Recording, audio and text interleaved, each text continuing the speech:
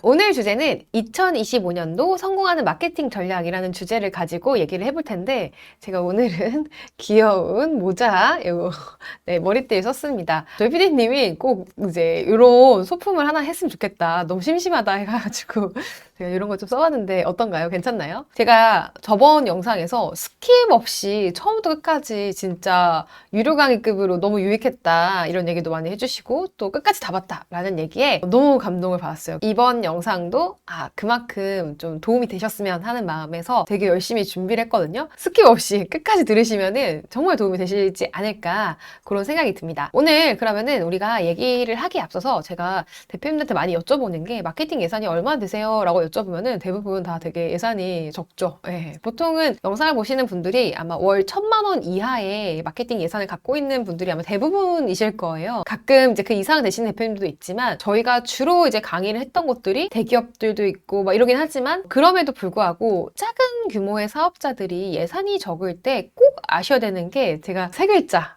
라고 하는데 뭔지 아시나요? 뭐 이제 물어보니까 뭐 SNS인가요? 마케팅인가요? 이런 얘기도 하시지만 그것도 두 개 다 너무 중요해요. 근데 더 아셔야 되는 거는 사실은 트렌드라는 이 세 글자를 꼭 아셔야 됩니다. 왜냐하면은 내가 트렌드를 알아야 지금 뭘 유행하는지 그리고 우리 고객들이 뭘 좋아하는지 어떤 이야기들을 하고 있는지를 이해할 수 있고 그 얘기를 같이 하셔야만 맥락에 맞는 어떻게 보면은 문맥상 알맞는 얘기를 하시는 거기 때문에 훨씬 더 내 상품이나 서비스를 그 트렌드라는 흐름에 같이 이제 소개를 이렇게 얹어가지고 하셨을 때 훨씬 더 효과적이죠. 오늘 제가 좀 말씀드릴 것도 이러한 트렌드에 대한 얘기를 많이 할 거예요. 2025년도에 어떤 게 유행할까? 그리고 어떤 트렌드를 아셔야 되는지를 꼭 기억하셔야 되는 것들만 제가 콕 집어가지고 알려드릴 거거든요. 조금 집중해서 들어주시면 되게 도움이 되시지 않을까 싶어요. 이제 트렌드라는 얘기를 했을 때 되게 재미있는 하나의 사례를 하나 보여드리고 들어가면은 립스틱 지수라는 거 들어보셨나요? 립스틱 지수? 그게 뭐야? 하실 수 있는데 립스틱 지수가 뭐냐면은 불안기에 빨간색 립스틱이 많이 팔린다, 잘 팔린다라는 뭐 약간 속설 같은 뭐 그런 얘기예요. 근데 이걸 누가 주장했냐? 어디 인터넷에서 뭐 누가 블로그에 쓰고 뭐 어디 이렇게 인스타에 올리고 이런 게 아니라요. 에스티로더 글로벌 그룹이죠. 이 에스티로더 이 코스메틱 브랜드가 여기서 이제 레너드 로더라는 사람이 만들어낸 용어예요. 근데 2000년대 초반에 경기 침체기 때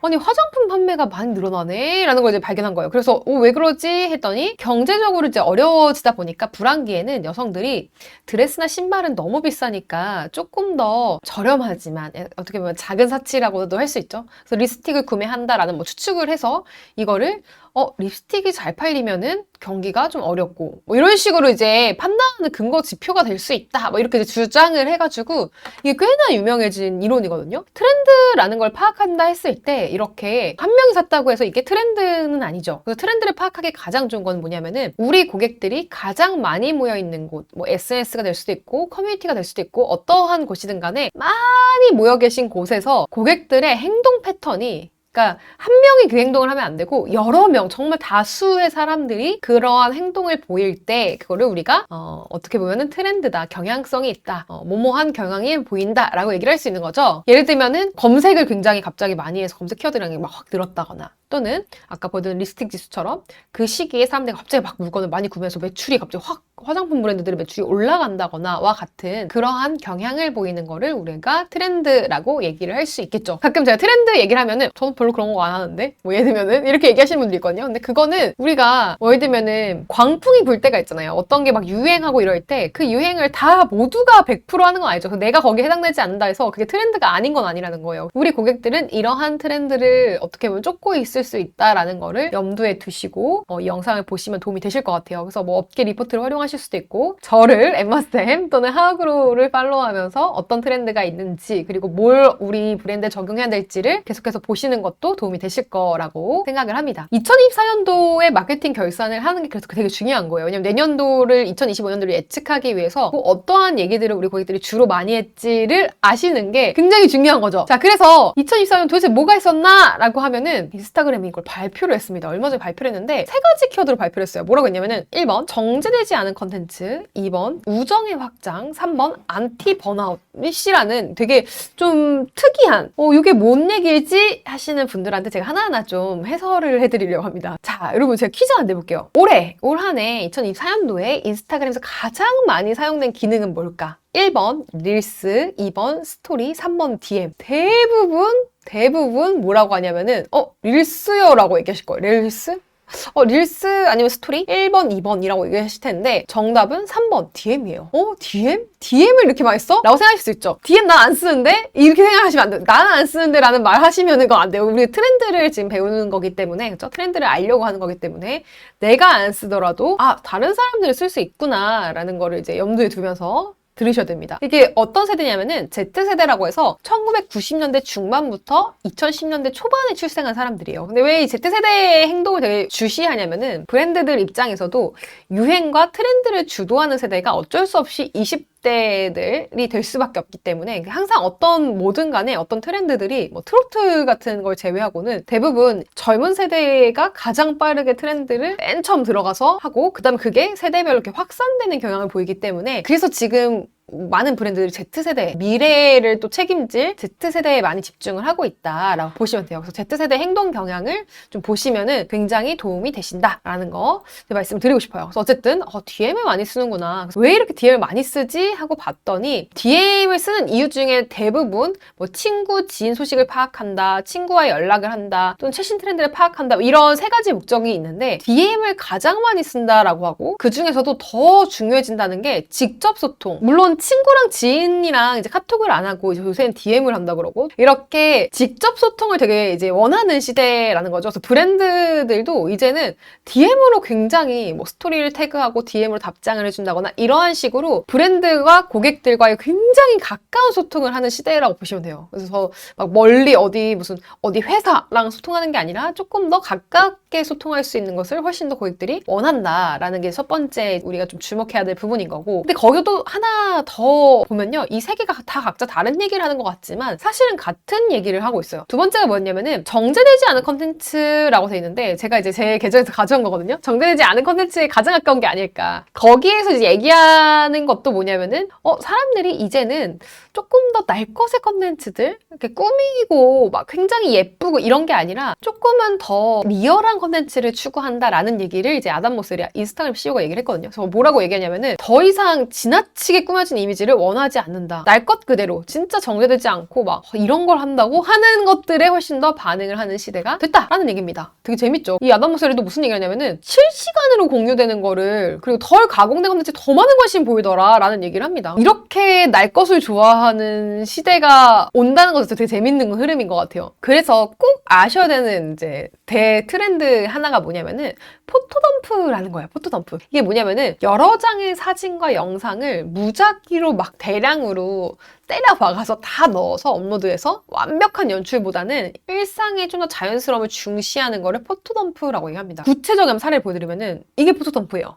뭐가 포토덤프지? 라고 하실 수 있죠. 이거 그냥 피드 아닌가? 근데 이게 뭐가 좀 다르냐면요. 이렇게 지금 올린 개수가 몇 개죠? 20개, 19개, 20개. 그러니까 어마어마하게 많은 게시물, 사진이나 영상을 그냥 다 때려서 넣어버리는 거. 그거를 우리가 포토덤프라고 얘기를 합니다. 예전에는 100번, 100개 찍으면은 그 중에 제일 잘 나온 한두 개만 올렸다면은 이제는 A컷, B컷, C컷, D컷까지도 그냥 영상, 사진 다 해서 올리는 시대가 됐다라는 거죠. 이거 좀 재밌는 변화거든요. 마치 이거를 디지털 일기처럼 꾸밈 없이 사람들이 막 사진과 영상을 같이 막 한 번에 올리면서 진짜 자기 자신의 모습을 자유롭게 표현하는 게 훨씬 더 어떻게 보면 트렌드가 됐다. 라는 겁니다. 최근에 인스타그램도 원래는 10장까지밖에 못 올렸는데 20장까지로 늘리는 걸 더 올리는 걸 더 늘려줬죠. 이렇게 우리가 열심히 막 포토덤프를 맨날 해서 올리면 누가 손해를 많이 볼까요? 생각해보세요. 내가 사진이나 영상을 우리 브랜드가 막 때려박아서 막 피드에 엄청 올려요. SNS에 막 미친듯이 올려요. 그러면은 누가 이거를 좋아하고 누가 이걸 싫어할까 했을 때 일단 싫어하는 사람은 당연히 이 플랫폼을 운영하는 운영자들의 서버 비용의 부담이 엄청 커지겠죠. 야단 모세리도 한번 인정을 하긴 했어. 계정이 작은 면은 화질이 떨어지는 것 같은데 이거 맞냐 막 사람들이 이렇게 많이 물어보니까 사실 조금 낮춘다 조정을 한다 근데 뭐 그게 엄청 큰 차이는 아니다 이렇게 얘기하긴 했는데 뭐 어쨌든 이거는 우리가 계정을 활성화하고 SNS를 키워가는 과정에 있는 거니까 감내해야 되는 부분이다 라고 보시면 돼요. 근데 어쨌든 이 포토덤프라는 트렌드는 우리 고객들이 느끼기에는 훨씬 더 날 것 그대로이기 때문에 너무 이제는 정제하고 막 멋진 것만 쿨한 거 이런 것만 올리시지 마시고 조금 더 날 것을 추구하시는 진짜 모습을 보여주시는 게 훨씬 더 좋다라는 거 좀 기억해 주시면 좋을 것 같아요. 그래서 제가 계속 말씀드리는 게 브랜드가 성장하기 위해서는 노출이 제일 중요해요. 노출. 물론 뭐 거기서 노출을 어떻게 하느냐, 어떤 컨텐츠로 노출하냐 이거는 이제 그 다음의 문제죠. 근데 대부분의 브랜드들이 왜 성과가 안 나오냐 했을 때 정말 거의 80% 정도는 노출에 실패하기 때문에 생기는 문제들일 때가 되게 많아요. 이 노출이라는 말은 어떤 거냐면은 그냥 한 번의 노출이 아니라 구매 의사가 있는 고객들한테 지속적으로 노출돼야 되거든요. 반복적인 노출이 돼야 되는데 이거를 보통 여기서 이제 실패를 합니다. 계속 뭐라고 말씀드리냐면은 우리 브랜드 이름으로 우리 뭐 내 계정 또는 우리 채널에서 계속 고객들한테 매일매일 발신되고 있는 컨텐츠가 있냐라고 물어보면은 없다고 얘기하시는 분들이 더 많아요. 있는 분들이 20%? 없다는 분들이 80%예요. 매일매일은 안 한대요. 제가 그래서 뭐라고 얘기하냐면은 왜 이렇게 시간 투자를 안 하세요? 왜냐면은 하루에 우리 고객들이 컨텐츠 소비에 쓰는 시간이 평균 3시간이에요. 평균 3시간. 근데 왜 브랜드들은 그걸 안 하죠? 올리질 않아요. 올리질 않기 때문에 생기는 문제가 가장 크죠. 자, 그래서 제가 이제 오늘 뭐 다 말씀을 드릴 수는 없지만 기본적으로 그럼에도 불구하고 컨텐츠를 생산하시는 게 매우 중요하다라는 거를 좀 말씀드리고 싶어요. 자, 그러면은 대체 어떤 컨텐츠를 만들어야 될까라는 이제 질문을 우리가 해봐야 되는 거죠. 여러분 혹시 텍스트 힙이라고 들어보셨나요? 텍스트 힙? 이게 2024년도에 정말 메가히트한 또 트렌드 중에 하나인데 트위터를 따라서 만든 스레드라는 글트 위주로 소통하는 SNS인데 이게 열풍이었습니다. 열풍. 정말 열풍이었고 저는 이게 클럽하우스처럼 코로나 때 잠깐 반짝했다가 사라졌던 1년 정도 정말 반짝 유행했다가 그리고 이제 모두의 기억 속에 사라진 그런 슬픈 SNS가 됐습니다. 그래서 스레드도 그렇게 끝나지 않을까? 그런데 스레드는 지금 너무나 성공적으로 정말 많이들 쓰고 있죠. 근데 이 스레드가 왜 이렇게 핫해졌냐 하면은 텍스트가 힙하다라고 느끼는 그래서 이 독서나 책이 힙하다고 느끼는 거예요. 그게 왜 그렇게 느끼냐 했더니 쇼츠, 유튜브, 릴스 이런 식으로 자극적인 컨텐츠가 너무 많이 보여지기 때문에 오히려 그 반대로 텍스트 힙이라는 트렌드가 굉장히 이제 메가히트를 한 거죠. 그래서 이거를 어떻게 이제 인스타그램에서 결산을 냈냐면은 안티 번아웃이라고 표현을 하더라고요. 안티 번아웃. 번아웃이 우리가 다 오잖아요. 인간으로서 이제 여러 가지 이제 고민을 하는데 그 번아웃을 어떻게 극복하고 이겨낼 것인가. 우리가 한때는 욜로가 엄청난 트렌드였던 적이 있어요, 여러분. 기억나시나요? 욜로는 그냥 정말 인생 즐기면서 살자. 이걸 이제 주장하는 거잖아요. 그래서 그걸 정말 동의하는 젊은 세대들이 되게 많았고 그런데 신기하게도 이제는 안티 번아웃에서 지치지 말자. 완전 반대죠? 이게 참 신기한 게 뭐 어떤 하나의 현상이 너무 두드러지면은 그거는 반드시 시간이 지나면서 바로 잡혀지는 것 같아요. 어떤 하나의 주장이 너무 강하거나 그게 너무 과도하게 흘렀을 때 우리 사회가 그거를 어떻게 보면은 자정작용을 한다고 할까요? 자정하는 그런 기능이 있다라고 제가 생각이 드는 게 이 욜로를 주장한 게 얼마 되지 않았는데 지금은 번아웃을 극복하는 거에 사람들이 되게 초점을 맞추고 있다. 되게 재밌죠, 이런 현상이. 그래서 올 한 해 어떤 게 되게 트렌드였냐면은 이 스트레스를 두 가지 방식으로 해소하는데 하나는 정적인 방식, 하나는 동적인 방식. 이렇게 두 가지 방식으로 그 사람의 성향에 따라서 나누어서 했다라는 건데 뭐 예를 들면은 정적인 것 같은 경우에는 내가 필사를 하거나 책을 읽거나 아니면 책에 기반의 뭐 텍스트 기반의 SNS를 이용한다거나 뭐 이런 거. 그리고 뭐 사실 게임도 그 중에 또 하나 되겠죠. 왜냐면은 밖에 나가서 막 동적으로 스트레스 해소하는 건 아니고 내가 집 안에서 실내에서 어떻게 보면 가만히 앉아서 스트레스 해소하는 거기 때문에 이제 정적인 방식으로 스트레스를 해소하는 하나의 축이 있어요. 그래서 그거를 되게 이끌고 갔었던 게 이제 텍스트 힙이라는 트렌드라고 보시면 돼요. 반면 동적인 트렌드라고 하면은 뭐 러닝, 클라이밍과 같은 그런 스포츠도 되게 어떻게 활동적인, 적극적인 동적 방식으로도 스트레스를 해소하는 게 굉장히 큰 트렌드였다라는 게 인스타에서 발표를 한 거거든요. 사실 제가 인스타그램을 예로 드는 게 우리나라 국민의 절반이 인스타그램을 쓰고 있고 뭐 유튜브 같은 경우도 많이들 하시지만 직접 컨텐츠를 올리시진 않잖아요. 근데 인스타그램 인스타그램 같은 경우에 평범한 이런 우리 고객들도 정말 많이 쓰시기 때문에 제가 예시로 많이 들거든요. 이렇게 트렌드를 얘기할 때도 인스타그램을 꼭 빼놓지 않고 얘기를 하는 이유가 바로 좀 여기에 있다라고 보시면 돼요. 그럼 텍스트만 중요할까? 텍스트 영상 중에 뭐가 더 중요하다고 생각하세요? 라고 여쭤보면은 여전히 텍스트보다는 영상에 대해서 얘기하시는 분들이 훨씬 더 많아요. 그래서 실제로 이 숏폼도 뭐라고까지 얘기하냐면은 이제는 릴스 보고 80%가 제품을 산다라고 얘기합니다. 깜짝 놀랐죠, 그죠? 80%. 인스타그램에서 릴스를 본 이후에 제품을 구매한 Z세대의 비율이 무려 80% 정도로 나타났다고 하고요. 이게 지금 이 트렌드가 이번에 시작된 게 아니에요.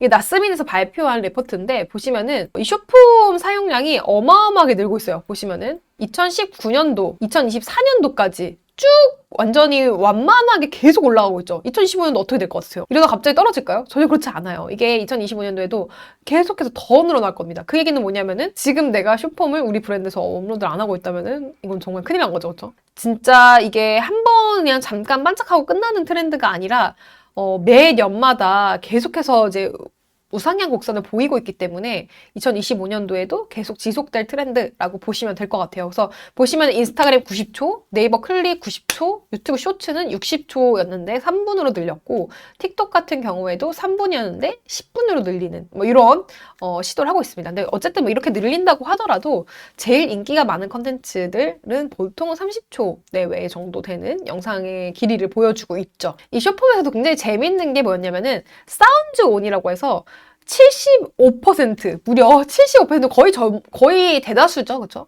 이 75%가 소리를 킨 상태로 영상을 시청을 하고 있었다라는 겁니다. 그래서 최근에 뭐 어떤 시도까지 했냐면은 좀 이건 재밌는 케이스인데 아모레퍼시픽이 저희도 강의를 많이 나가고 있는 아모레퍼시픽 같은 경우에는 뷰티 광고에 특화된 릴스 음원 40개를 제작해서 음악에 이제 컨텐츠를 맞춰라 라고 해서 이거를 했는데 요거 하고 나서 매출이 얼마나 늘었냐면은 120% 이상 늘었다고 합니다. 그래서 그 정도로 이제는 숏폼과 음악이 함께 결합된 형태의 그런 이제 마케팅이 굉장히 올 한 해 히트를 쳤고 내년에도 이러한 트렌드들이 지속될 것으로 보입니다. 왜냐면은 아까 보여드렸던 것처럼 한 번 하고 반짝하고 끝날 것이 아니라 계속해서 매년마다 고객들이 많이 이용을 하고 있기 때문에 그래서 이거는 여러분들이 딱 보시고 우리 브랜드 이미 늦었어 라고 생각하면 안 되겠죠. 도전해야겠죠. 이거는 절대 저는 숏폼은 꼭 올리셔야 된다라는 얘기를 많이 들어요. 앞으로 더 이제 히트할 거기 때문에. 그래서 그 중에서도 재밌는 게 뭐냐면은 이 틱톡에서 발표한 이것도 이제 틱톡 연말 결산이었는데 음악 트렌드를 주도하는 게 틱톡이잖아요. 근데 재밌는 게 글로벌 톱 아티스트 10팀 중에 7팀이 케이팝 아티스트였어요. 그만큼 와 이렇게 단군 이래 우리나라가 이렇게 위상이 잘 나갔던 때가 있었나 하면 없었던 것 같아요. 그렇죠? 그 정도로 지금 이제 케이팝, K 문화들이 굉장히 핫한 트렌드가 되었다라고 보시면 되겠습니다. 그래서 오늘 영상에서 이렇게 올 한 해 어떤 게 있었는지를 좀 결산을 해봤는데 이걸 가지고 내년도를 많이 유추하고 또 트렌드를 예측해 나갈 수 있습니다. 그래서 이게 트렌드라는 게 딱 2024년 끝났으니까 2025년 완전 새롭게 이게 아니라 2024년도에 있었던 경향성을 어느 정도 그 다음 년도에도 이제 어떻게 보면 계승하는 경우가 되게 많기 때문에 요거를 좀 참고하셔가지고 내년도 계획을 한번 세워보시면 좋을 것 같고요. 다음 영상에서 2025년도에 꼭 놓치시면 안 되는 키워드들까지 정리해 드릴 테니까 구독하시고 좋아요, 알림 설정까지 꼭 해주시고 따라오시면 좋을 것 같습니다. 그래서 오늘 제 영상은 여기까지고요. 보시면 아시겠지만 굉장히 많은 시도를 하고 있어요. 이 엠마쌤 채널이 어떻게 더 여러분들한테 좋은 정보 그리고 더 유익한 내용들을 좀 전달할 수 있을까 되게 고민하고 있고 댓글 달아주시는 거 하나하나도 저희가 보고 있기 때문에 또 열심히 참여해 주시면 저한테 너무나 큰 힘이 될 것 같아요. 많이들 또 많이 봐주시고 이 영상이 도움이 됐다라고 하면은 다른 분들한테도 많이 공유해 주시면 좋을 것 같아요. 그리고 혹시 컨텐츠 의견이 있으시면은 또 댓글로 달아주시면은 제가 참고해서 반영해 보도록 할게요. 자, 그러면은 저희는 또 다음 영상에서 뵙도록 할게요. 감사합니다. 안녕!